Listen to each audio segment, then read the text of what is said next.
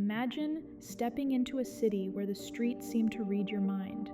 Trains arrive like clockwork, green spaces swallow the skyscrapers, and even the rain can't touch you. But what if this perfection comes with hidden strings? Hi, I'm Maki, and I lived in Singapore for 4 months, uncovering how its urban design shapes lives in ways you'd never expect.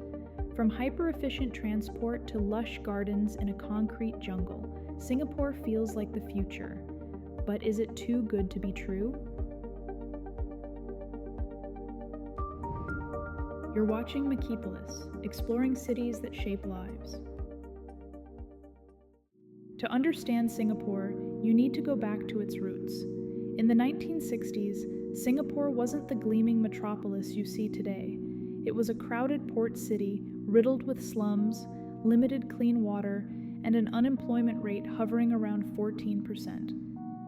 When it gained independence in 1965, it had no natural resources, a population of just 1.9 million, and a GDP per capita of $500. That's about $4,000 in today's money. Fast forward to 2025, and Singapore's population has grown to 5.87 million, with a GDP per capita of over $84,000 nominally, or around $133,000 in purchasing power parity terms, making it one of the highest in the world, surpassing even the United States. How did this happen? The answer lies in relentless urban planning. The Housing and Development Board, or HDB, was established in 1960 to tackle a housing crisis where 70% of the population lived in overcrowded, unsanitary kampungs. By 2025, over 90% of Singapore's residents live in HDB flats, government-built, affordable high-rises that integrate schools, markets, and clinics within a 10-minute walk. These aren't just buildings, they're micro-cities designed for self-sufficiency, with over 1.1 million units built since inception. The Urban Redevelopment Authority, or URA, took this further, mapping out Singapore's 720 square kilometers with precision. By 1985, they'd reclaimed 10% of the island's land from the sea, expanding its footprint by 100 square kilometers since independence. Today, Singapore's infrastructure supports a density of over 8,300 people per square kilometer, the third highest globally after Monaco and Macau, yet it feels livable. Life expectancy is 83 years, and the city ranks among the safest globally, with a crime rate of just 0.7 violent incidents per 1,000 people. Singapore's economy has grown at an average of 7% annually since independence, driven by sectors like finance, biotech, and logistics, making it a global hub with the world's busiest port by shipping tonnage. But numbers only tell half the story. Singapore's transformation isn't just about steel and concrete, it's about creating a city where people thrive. Let's step into what it's like to actually live here. When I arrived in Singapore, I was blown away by how intuitive the city felt. Take the MRT, Singapore's metro system. It spans 230 kilometers with over 140 stations, handling more than 3 million trips daily. That's equivalent to moving the entire population of Chicago every day. I'd step onto a platform, and it was spotless. No litter, no graffiti, just clear signs and orderly queues. As an architect, I geeked out over the design. In my daily routine, I relied on the MRT to explore the city, appreciating how it connects neighborhoods seamlessly with fares as low as $1 per ride and reliability rates above 99%. Hawker centers are Singapore's soul. These open-air food courts, with over 110 locations and 13,000 stalls across the city, serve everything from Michelin-starred chicken rice to fiery laksa for as little as $3. Recognized by UNESCO as Intangible Cultural Heritage in 2020, they represent Singapore's culinary diversity. These centers employ over 30,000 people and create a real sense of community in a city where 100% of the population is urban. As an architect, I loved how the open layout encourages casual interactions, turning a simple meal into a social experience. And here's something that blew my mind about safety. In a hawker center, If I wanted to reserve a table before ordering, I'd simply leave my backpack, wallet, or even my phone right there on the table. I'd walk away for a few minutes to queue at the stall, and when I came back, everything was exactly where I left it. This chope culture using personal items to claim seats is completely normal and trusted. It's a small thing, but it speaks volumes about how safe and community-oriented the city is. And then there's the rain. Singapore gets 2,400 millimeters of rainfall annually.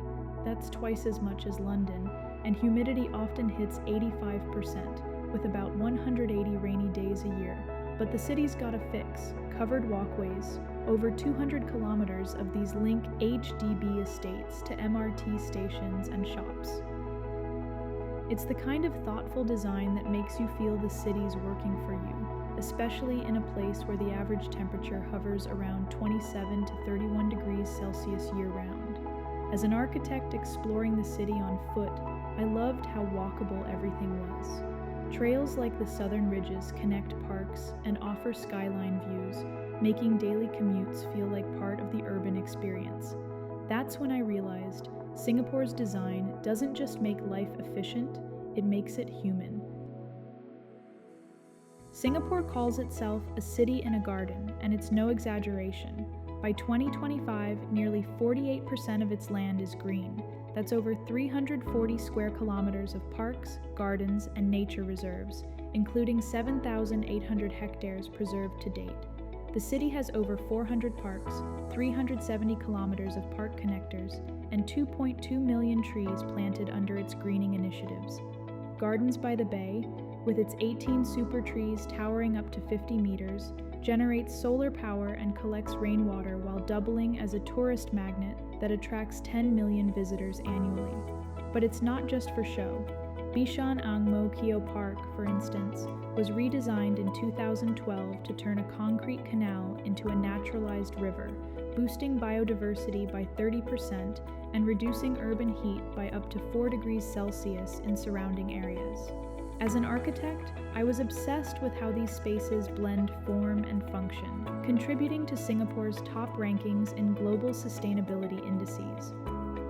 What's even more striking, Singapore's war on cars. Only 12% of households own a vehicle, thanks to the Certificate of Entitlement System, or COE, introduced in 1990. Want a car?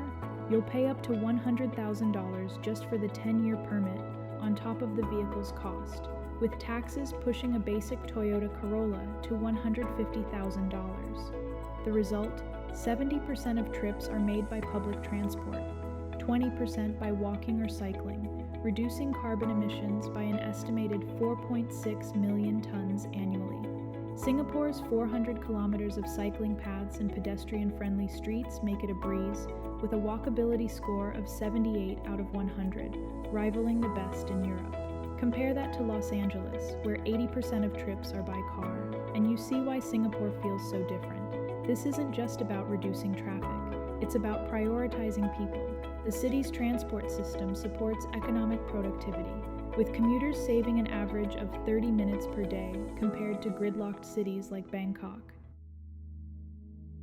But let's be real, no city is flawless. Singapore's density at over 8,300 people per square kilometer can feel intense. Rush hour on the MRT is a crush, with stations like Jurong East handling 100,000 commuters daily. The city's strict rules, fines up to $1,000 for chewing gum in public or $500 for eating on the MRT, keep things orderly but can feel stifling, contributing to its reputation as a fine city. As an outsider, I appreciated the structure, but I wondered, does it leave room for spontaneity?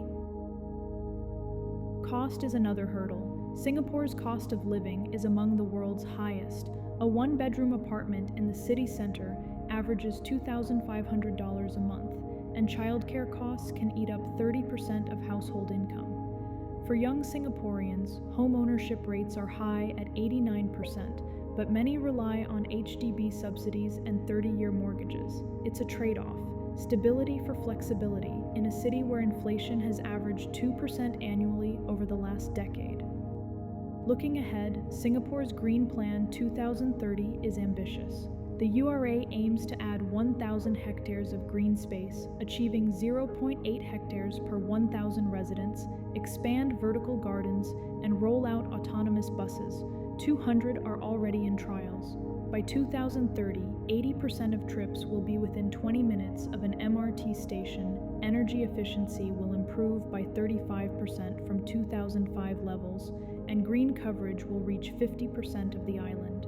But with global urbanization rising, 68% of the world's population will live in cities by 2050. Singapore's challenge is staying livable as it grows denser. Can it keep its edge? Only time will tell. Singapore isn't just a city, it's a blueprint for what urban life could be. From its hyper-efficient MRT to its lush green spaces, it shows what's possible when design puts people first. But it also raises questions. How do we balance order with freedom, density with livability? I'm Maki, and this is Makipolis, my journey to uncover how spaces shape our lives. What can your city learn from Singapore? Drop your thoughts in the comments, and if you enjoyed this deep dive, hit subscribe for more urban stories. Thanks for watching, and I'll see you in the next one.